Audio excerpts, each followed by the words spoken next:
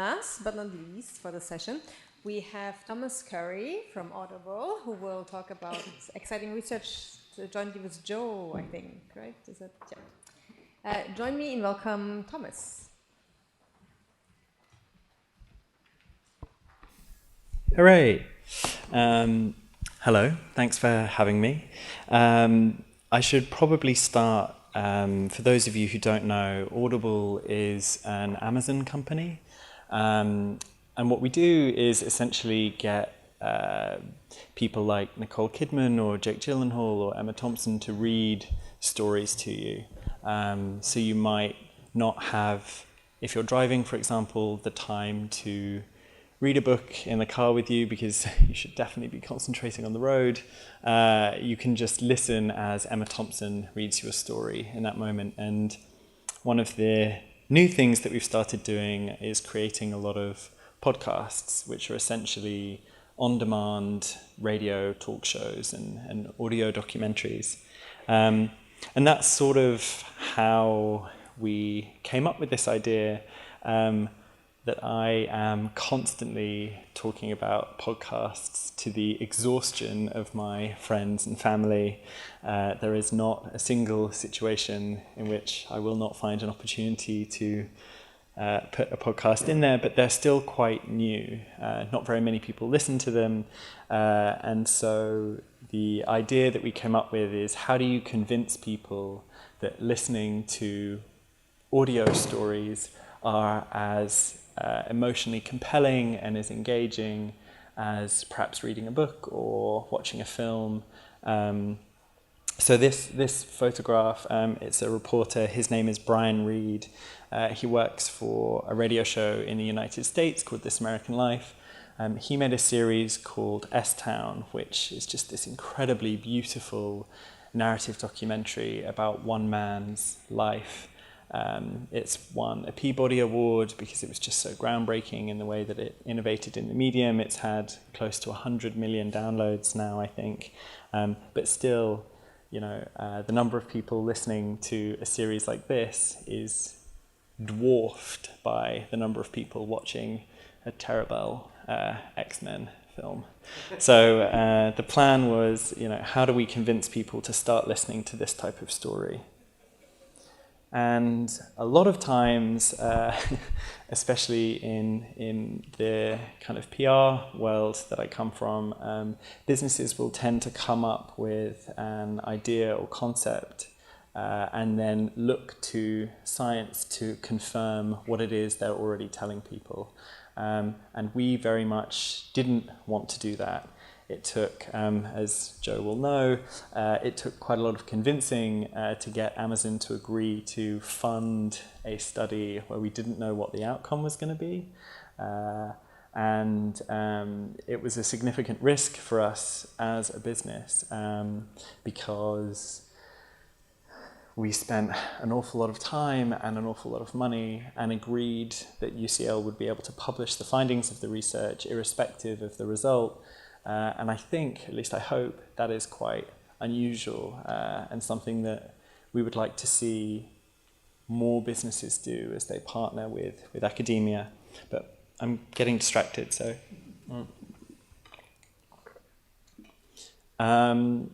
We reached out to a couple of different universities. We wanted an organization with a really, really solid reputation, someone whose findings, when we published them, would be respected and listened to, because I think I do a lot of work with journalists and they're very skeptical of this type of research because of the point that I mentioned previously, that brands look for confirmation of existing philosophies rather than adding to research in any meaningful way.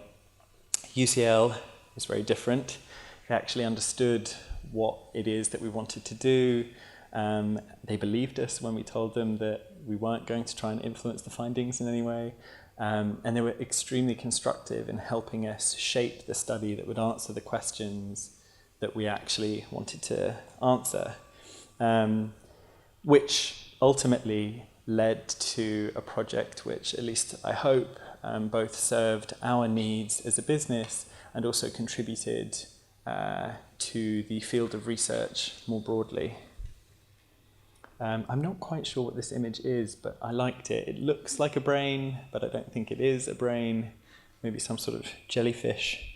So the first thing that we had to do when we started this study was working out the question that we wanted to answer. What kind of things were we going to investigate? How would we investigate it? What research already exists? What are we testing for? How do we test for that? And so Joe and his team basically looked at the existing research to find out what had already been done, and if we were going to ask questions about the different types of story that you can tell, whether they're film or audio, how do we do that in a way that, like I said, is additive to the research? It's not saying something that's already been done. We eventually settled on which is more emotionally compelling. Is watching a film or TV adaptation of a story, or listening to that story in its original form? So we chose 8 books: Game of Thrones, Sherlock, Pride and Prejudice. Gosh, I can never remember them all. No, it escapes me. And once we'd settled on the 8 stories, they were across a range of different genres. So we had sci-fi and fantasy, we had romance, we had action, and we had crime thriller. And once we'd decided on those 8 stories, we selected scenes from each story that we thought would be emotionally compelling.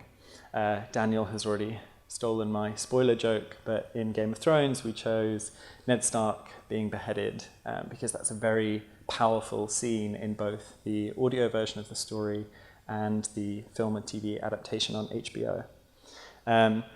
You also had to be very careful that there was a similar length of scene, that something happening in the TV or film version wasn't outpacing the audio version, because obviously when you adapt an enormous book like Game of Thrones into 10 hours of television, you have to quite quickly get through the plot. So we needed to be careful that when we chose scenes, we were picking things that were comparable. The problem then is once you've picked a scene that you want to focus on, we had to draft these very, very short synopses of the story up until that point that would explain people who weren't familiar with the story what had happened, so that you're not just dropping them in the middle of a story. And I can tell you that condensing about 30 hours of Game of Thrones into 3 paragraphs to explain the story and set the scene was quite a challenge, but we got there in the end. For the study itself, I was desperate to do fMRI just because it looked very, very cool. But as has been mentioned a couple of times, it takes so long to analyze the data. It is quite expensive. And given this is the first time that Amazon, at least Audible, was doing a piece of research like this, we needed something a bit more nimble to begin with. So instead, we settled on 3 biometric tests: galvanic skin response, heart rate, and body temperature as indicators of emotional arousal. So we made people wear that little smartwatch looking thing that Daniel talked about in his talk earlier today, asked them a couple of surveys, questions, all sorts of things to gauge their conscious responses to the material that they were watching and listening to, and their sort of subconscious physiological responses. We had just over 100 subjects, I believe, that were varied by gender, by race, by age. It was a really broad spread. The testing was very, very quick. I think it only took us a couple of days in the end. Analysing the data obviously took a little bit longer. And the way, people would sit in a soundproof booth, watch a random selection of clips and audio clips so that nobody was getting the same material twice. They filled out a number of surveys, and we I didn't. Joe and Daniel digested all of that data to find kind of correlations between people's conscious responses to the content. If I ask you, which do you find more engaging? And the sort of physiological responses. So this was terrifying because we'd probably spent about 12 months on the study by this point, and I was worried that I was going to be proved wrong and that the audio stories were not, in fact, going to be as compelling as the film and TV versions, but they were. Well, it was mixed. So in written surveys, across the board, if you ask people, which do you find more interesting, which do you find more emotionally resonant, watching HBO's Game of Thrones or listening to an audio version of the story, across the board, people picked the film and TV version. But when you dug into the physiological data, it swung completely the other way. So across the board, heart rate was higher listening to audio stories. There was greater galvanic skin response. People were sweating a little bit more listening to the audio stories. Their body temperature was higher, and I believe the range of heart rates was slightly higher. All of this information is on a poster which explains it in a bit more detail than I can. But so that was really, really encouraging.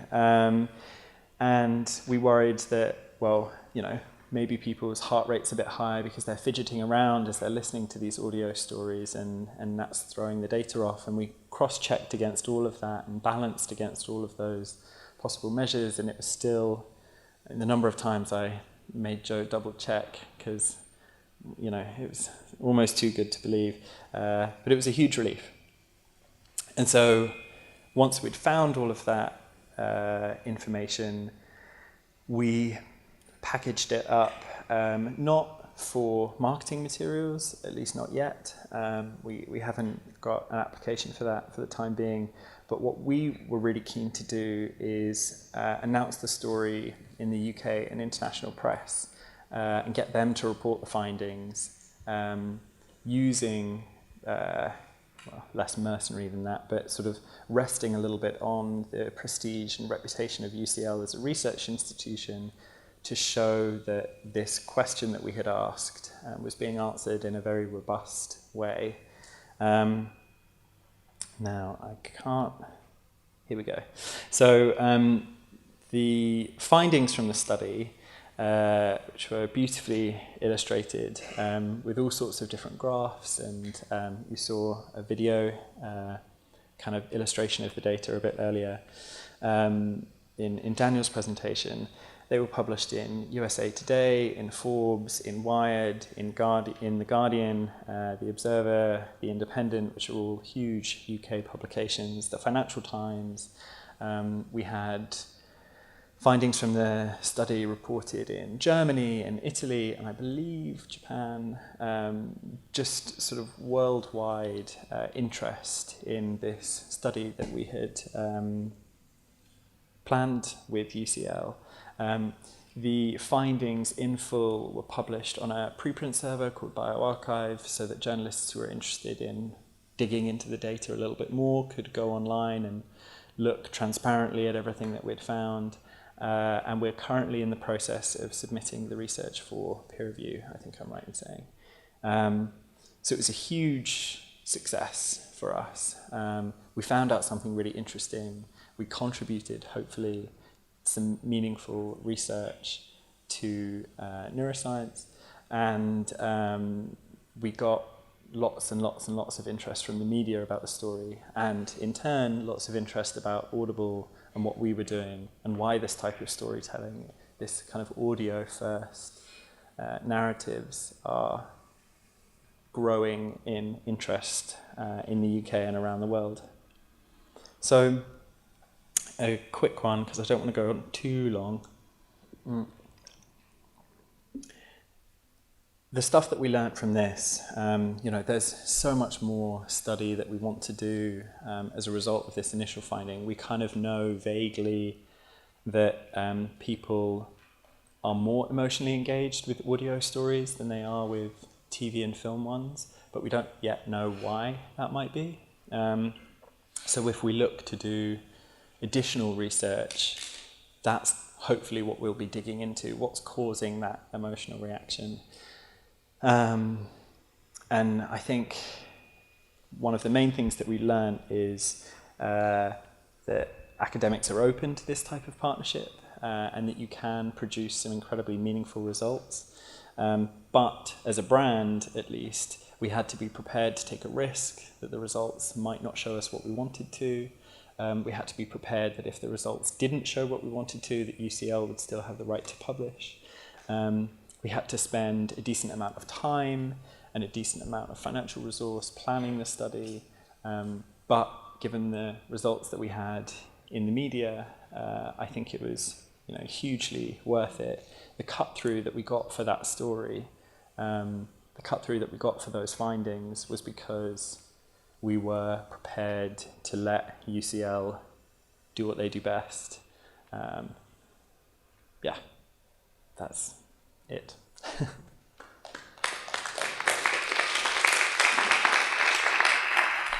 Thank you very much. A quick question for the organizers. Do we still want to do the roundtable because we're a bit behind schedule, or? Maybe we'll just try to get some questions here. It'd be a shame to miss Yeah. it because I think it would be interesting, but Yeah. I'm also sensitive to time. Okay, so let's maybe take 2 questions and then do a quicker version of the roundtable. Alrighty, who has Vinod. Go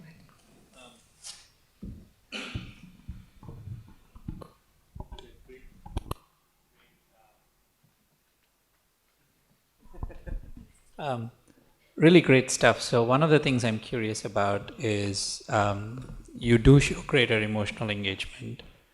Does it translate to 2 things? One is like, do people remember the stuff better?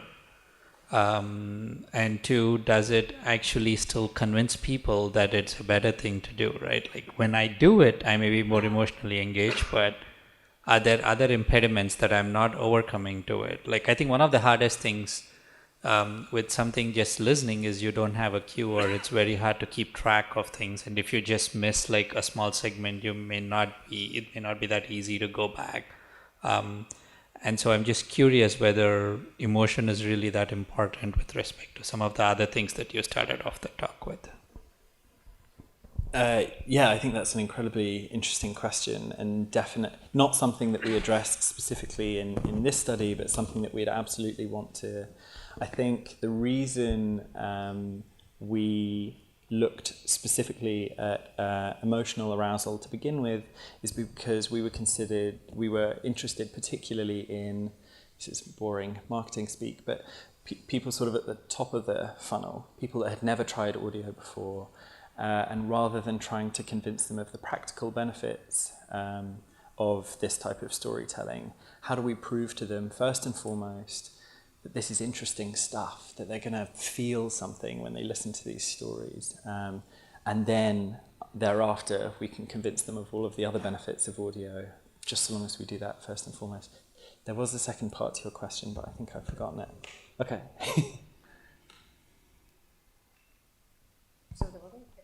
So then maybe one quick question also. So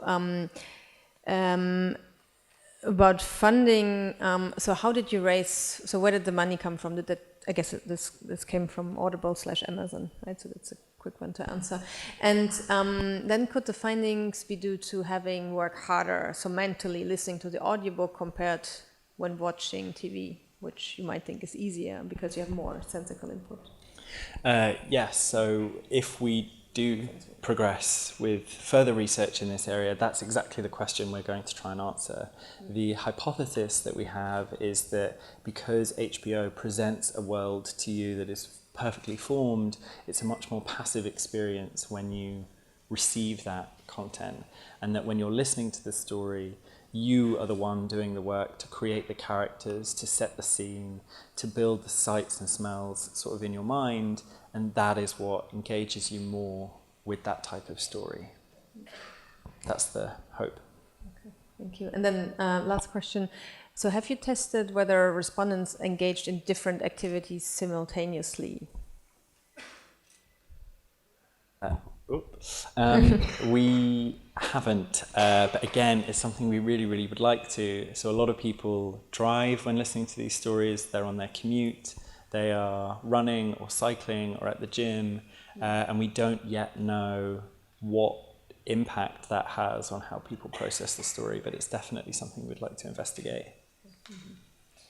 And then was there also a condition where they were reading only versus audiobook, or there was audiobook versus watching? No, so we thought about testing all three, written versus audio versus film and TV, but a lot of work has already been done on written versus audio, so we discounted written and just decided to concentrate on audio and TV, because then we could go a bit deeper. Thank you. Alrighty, so well, thanks again for your very interesting talk. So are we doing the round table or not?